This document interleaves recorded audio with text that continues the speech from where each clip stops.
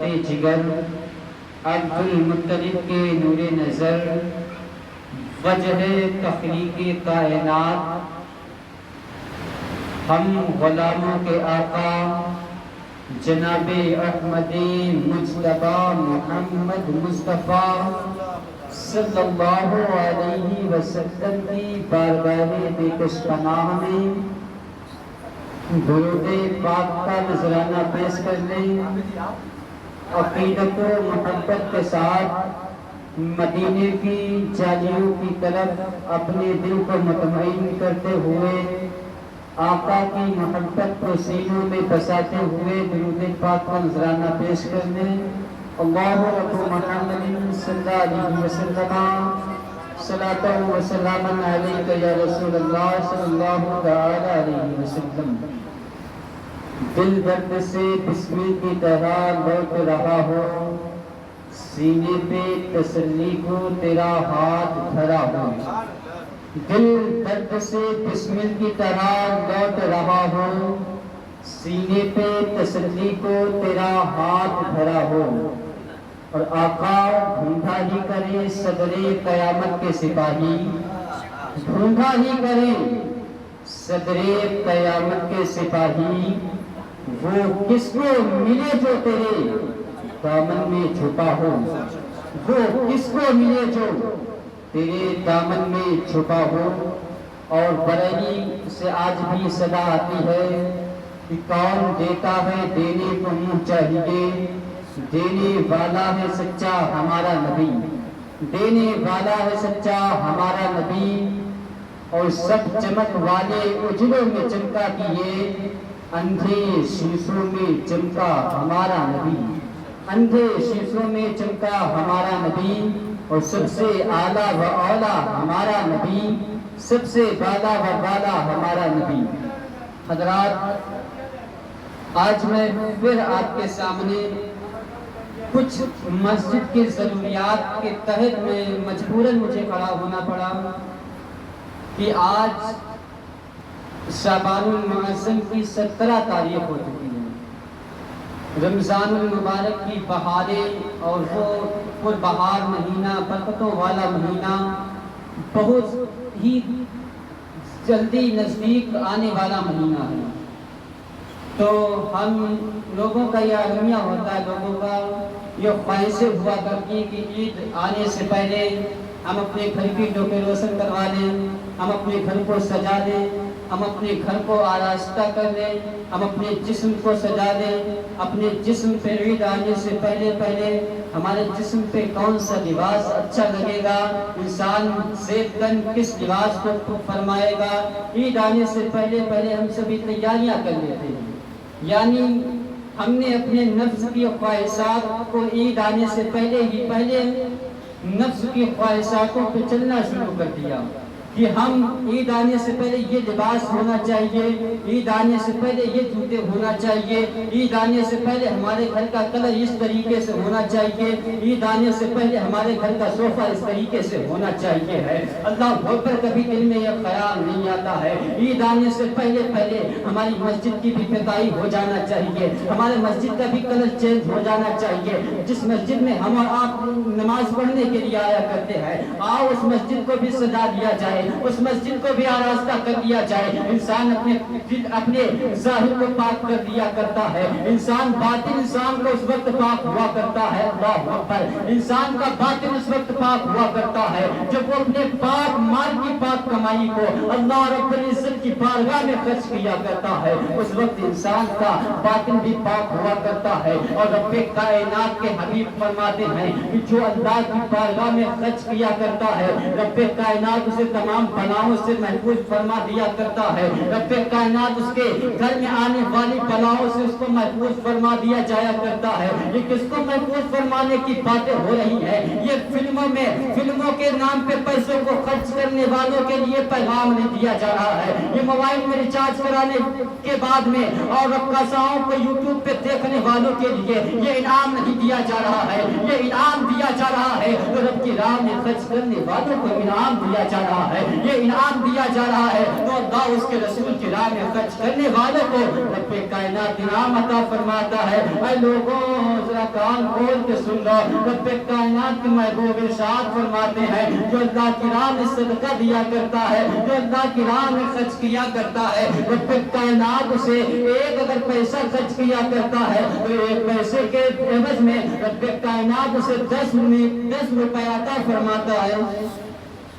دنیا کی کوئی بھی بینک ایسی مجھے لا کے دکھا دو، دنیا کی کوئی بھی کرنسی ایسی لا کے دکھا دو، دنیا کا کوئی ایجنٹ مجھے ایسا لا کے دکھا دو جو 1 روپیہ دے، اس کے بعد لینے کے بعد میں تم کو 10 روپے عزت کے ساتھ بھی واپس کر دے۔ اللہ اکبر، پوری دنیا کا آپ جائزہ دیں گے، پوری دنیا کا چکر لگا کے دیکھ لیں، آپ کو کوئی ایسا ملنے والا نہیں ہوگا، پھر آپ مجبوراً کہنے پہ آ جائیں گے ایسی اگر دنیا میں کسی کے ساتھ ملتی ہے تو وہ رب کائنات کے ساتھ ملتی ہے، وہ پروردگار عالم کے ساتھ ملتی ہے، اور ایسی شان رب کائنات کی ہے کہ خود مال عطا بھی فرماتا ہے۔ سب کچھ دیا ہوا کس کا ہے؟ رب تعالیٰ کہنا اپنا دیا ہوا مال عطا فرمانے کے بعد میں اسی کو اپنی راہ میں خرچ کرواتا ہے، اور خرچ کرانے کے بعد میں پھر انعام و اکرام بھی نوازا کرتا ہے۔ تو صدقے کی میں آپ کو مثال ایک واقعہ سنا دوں، اللہ اکبر، ہو سکتا ہے انداز بیان میرا بہت شوق نہیں ہے، شاید کہ دن میں اتر جائے تیرے میری بات۔ اللہ اکبر، آؤ ذرا مصر کا سفر کرتے ہیں۔ قاہرہ مصر میں ایک قاہرہ شہر ہے، وہاں ایک امیر رہا کرتا تھا، بڑے پیسہ والا انسان تھا۔ اچانک اس کی طبیعت میں بگاڑ آیا ہے، اچانک اس کے دل میں ایک سراخ ہو گیا ہے۔ اب اس نے ڈاکٹر کے پاس چیک اپ کرایا ہے، ڈاکٹر کے پاس جاتا ہے، اس نے چیک اپ کرایا ہے، ڈاکٹر نے چیک اپ کرنے کے بعد میں رزلٹ دیکھنے کے بعد میں رپورٹ دیکھنے کے بعد میں اس سے فرما دیا جاؤ اس کو گھر لے کے چلے جاؤ۔ اللہ اکبر، جیسے گھر والوں سے کہا ہے اس کو گھر لے کے چلے جاؤ، اور گھر والے پوچھتے ہیں ڈاکٹر صاحب بتاؤ تو صحیح میرا مریض ٹھیک ہو جائے گا یا نہیں ہو جائے گا؟ اب ڈاکٹر کا جملہ ہے، ڈاکٹر کہتا ہے کہ اس کو گھر لے کے جاؤ، یہ چند دنوں کا مسافر ہے، یہ 10-15 دن میں مرنے والا ہے، 10-15 دن میں اس کا انتقال ہونے والا ہے، اب جاؤ اس کو گھر لے کے چلے جاؤ، اس کی جو خواہشات ہو اس کے خواہشات کو پورا فرما دو۔ اب گھر والے رونا شروع کر دیتے ہیں، ادھر مریض ہے رونا شروع کر دیا ہے، اللہ اوپر ہچکیاں بھر بھر کے رونے لگے ہیں، اور لڑکا جو باپ تھا اس کا لڑکا کہتا ہے اے باپ ذرا گھبرانے کی کوئی بات نہیں ہے، ابھی قاہرہ کے ہاسپٹل والوں نے آپ کے علاج سے منع کیا ہے، آؤ میں آپ کو ایسے اسپتال میں لے کے چلتا ہوں، بڑے سے بڑے دنیا کے ہاسپٹل میں دکھا کے لاؤں گا، آپ کے دل کا علاج کرا کے لاؤں گا۔ اب وہ امریکہ کا سفر کرتا ہے، امریکہ کا سفر کیا ہے، ڈاکٹر نے سمجھایا ہے جاؤ اس کو لے کے چلے جاؤ، دنیا کا کوئی مائیکل آئی سے ٹھیک نہیں کر سکتا ہے، دنیا کا کوئی ڈاکٹر سے ٹھیک نہیں کر سکتا ہے، جیسے اس نے اتنا سنا ہے، اور ڈاکٹر نے کہا پیسے برباد کرنا ہے، اس کے اوپر جتنا آپ علاج لگائیں گے وہ پیسے برباد چلے جائیں گے، اس کو گھر لے کے چلے جاؤ۔ لوگوں نے بات کو مانا ہے، گھر لے کے چلے آئے ہیں، اب ادھر مہمانوں کو پتا چلا ہے، رشتے داروں کو پتا چلا ہے، پتا چلنے کے بعد میں رشتے دار آتے ہیں، آنے کے بعد میں اس سے پوچھتے ہیں آپ کی حال و حقیقت لے کے چلے جاتے ہیں، تو اس کے دل میں خیال آیا ہے، خیال آتے ہی رونے شروع کر دیا ہے۔ اس میں واقعہ والا لمبا میں جلد سمیٹ رہا ہوں، ہو سکتا ہے آپ کے دل میں میری بات نقص کر جائے۔ اس نے کہا مجھے بازار جانے کی، بازار میں جب ٹھیک تھا تو بازار میں جایا کرتا تھا، بازار میں جا کے اپنے من پسند کی چیزیں خرید کے لوگوں کے لیے لایا کرتا تھا، جو مہمان آیا کرتے تھے میں ان کے لیے لے کے آیا کرتا تھا، اور پکا کے مہمانوں کے سامنے پیش کیا کرتا تھا۔ آج میں اس قابل نہیں ہوں کہ میں بازار جا سکوں اور اپنی پسند کی چیز لا کے مہمانوں کے سامنے پیش کر سکوں۔ اب لڑکوں نے اتنا سنا ہے کہ آپ باقی تھوڑا مت کیجیے، میں اپنے کندھوں پہ لے جا کے تم کو لے چلوں گا اور بازار کے سامنے لے چلوں گا، جو چیز پسند میں آئے اس چیز کو لے لینا، جو چیز پسند آئے، جو چیز طبیعت میں آئے اس چیز کو لے کے خرید کے لے آنا، اور مہمانوں کو بھی پلایا جائے گا اور خود بھی کھایا جائے گا۔ اب اس عورت اب اس مرد کو اور اس کے لڑکے لے کے جاتے ہیں لے کے جاتے ہیں بازار میں۔ اب وہ بازار میں جیسے ہی پہنچا ہے ایک عورت کو اس کی نظر پڑی ہے، ایک برقع پوش عورت ہے، وہ گوشت کے چھچڑے جو ہوا کرتے ہیں، جن چھچڑوں کو कसाब जो हुआ करते हैं, गोश्त काटने वाले हुआ करते हैं, वो बेकार गोश्त जिसे बोला जाया करता है, छुछड़ों को वो निकाल निकाल के फेंक रहा था। वो औरत अपने झोले में उठा उठा के रख रही थी। उसने ये मंजर देखा है, अपने बेटे से उंगली के इशारे से कहा है, जाओ उस औरत को बुला के लेके आओ, ये इस गोश्त को क्यों जमा कर रही है, ये गोश्त तो इतना खराब है, इसको कुत्ते बिल्लियां भी नहीं खाया करते हैं। अल्लाह को इसने बुलाया है, और आने के बाद में औरत सामने आई है। उसने फरमाया, बहन जरा बता तो सही, तो ये गोश्त को क्यों जमा कर रही है, ये गोश्त को क्यों इकट्ठा कर रही है। अल्लाह अकबर, उसने कहा है, मेरे पड़ोस में एक घर है, एक अमीरजादे का घर है, उसके घर पे गोश्त पक्का है, और मैं बेवा हूँ, मेरे बच्चे यतीम है, मेरे पास इतना असासा नहीं है कि मैं अपने बच्चों को गोश्त ला के खिला सकूं। अल्लाह अकबर, उसने इतना कहा है, और कहा है अमीरों के यहाँ गोश्त पक्का था, मेरे बच्चों ने गोश्त का नाम सुना है, और वो रेट लगाए हैं, शाम से लेके सुबह तक उन्होंने मुझको सोने न दिया है, गोश्त की रटें लगाई हैं, और मेरे बच्चों ने आज तक इससे पहले कभी गोश्त न खाया था। आज मैं ये गोश्त को लेके जाऊंगी, ये खराब गोश्त खिला दूंगी, और बच्चे कभी जिद न करेंगे कि अम्मी जान गोश्त खाना है, गोश्त की फिर कभी जिद न करेंगे। अब आदमी उसने कहा है, ऐ औरत, तुझे ये खराब गोश्त ले जाने की जरूरत नहीं है, ये खराब गोश्त मत ले जा, इसके पास से ना गोश्त ले ले, और मैं पैसे पे कर दूंगा, उसको पैसे में दे दूंगा। इतना कहा है। उसने कहा, बड़ी खुददार, बड़े इज्जत वाले घराने की औरत थी। उसने कहा, आज मैं अगर अच्छा गोश्त लेके जाऊंगा तो मेरे बच्चे अगर आज गोश्त अच्छा खाएंगे, फिर जिद करेंगे, अगर फिर मेरे पास पूरा असासा न हुआ, इतने पैसे न हुए, फिर मैं अपने बच्चों को गोश्त ला के कहाँ से खिलाऊंगी, अपने बच्चों को गोश्त ला के कहाँ से दूंगी। उसने कहा है, जा मेरी बहन गोश्त लेके जा, और जब तक मैं जिंदा रहूंगा मैं तेरे बच्चों को गोश्त खिलाता रहूंगा, और जब भी तुझे कोई जरूरत पड़े मेरे पास आ जाना, मैं तेरी जरूरत को पूरा कर दूंगा, और मेरे जाने के बाद में मैं अपने बच्चों को वसीयत करके जाऊंगा,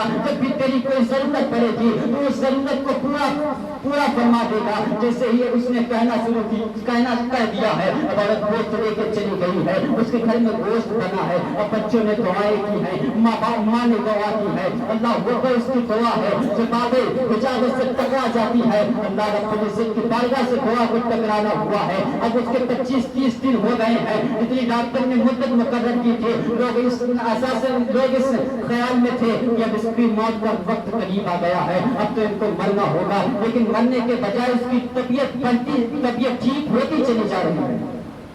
जहां मौत का दिन डॉक्टर ने मुकर्रर किया था, वो उस दिन बैठ के खड़ा हो गया है, और घर वालों से कहा है, घर वाले परेशान होने की जरूरत नहीं है, मैं ठीक हो गया हूँ। अब वो सारे घर वाले जाते हैं, अस्पताल में जाते हैं, डॉक्टर के पास गए हैं, डॉक्टर के पास जाने के बाद में कहा है, जरा इसका चेकअप करो। चेकअप करने के बाद में जब चेकअप किया गया है, रिजल्ट सामने आया है, जिस रिजल्ट में पहले जिसके दिल में सुराग था, आज चेकअप किया गया है, उसके दिल से सुराग गायब हो गया। डॉक्टर ने कहा, जाओ इसको घर लेके चले जाओ। उसने पूछा, बताओ तो सही अब क्या हुआ। कहा, आपको इसमें कोई बीमारी ही नहीं है। कहा, जब मैं 2 महीने पहले इसको लेके आया था तो आप ही की रिपोर्ट बता रही है, आपकी रिपोर्ट के मुताबिक देखा जाए तो इसके दिल में सुराग था। डॉक्टर ने कहा, ऐसा नहीं है, मेरे यहाँ की रिपोर्ट नहीं हो सकती है। जब उसने रिपोर्ट का पर्चा सामने दिया है, देने के बाद में देखा है कि डॉक्टर के साइन है, डॉक्टर मान गया, हैरत में पड़ गया कि इसको तो मर जाना चाहिए डॉक्टर, लेकिन ये जिंदा कैसे है। तो उसने पूरा माजरा बताया है, और बताने के बाद में फरमाया, मेरे आका करीम सल्लल्लाहु अलैहि वसल्लम का फरमान है कि सदका दो, सदका देने से बीमारियां दूर हो जाया करती हैं। मैंने अपने आका की एक हदीस पे अमल कर लिया है, जो मुस्तफा की हदीस पे अमल करना था, और अल्लाह रब्बुल इज्जत ने मेरी बीमारियों को दूर फरमा दिया है। अल्लाह वो सारा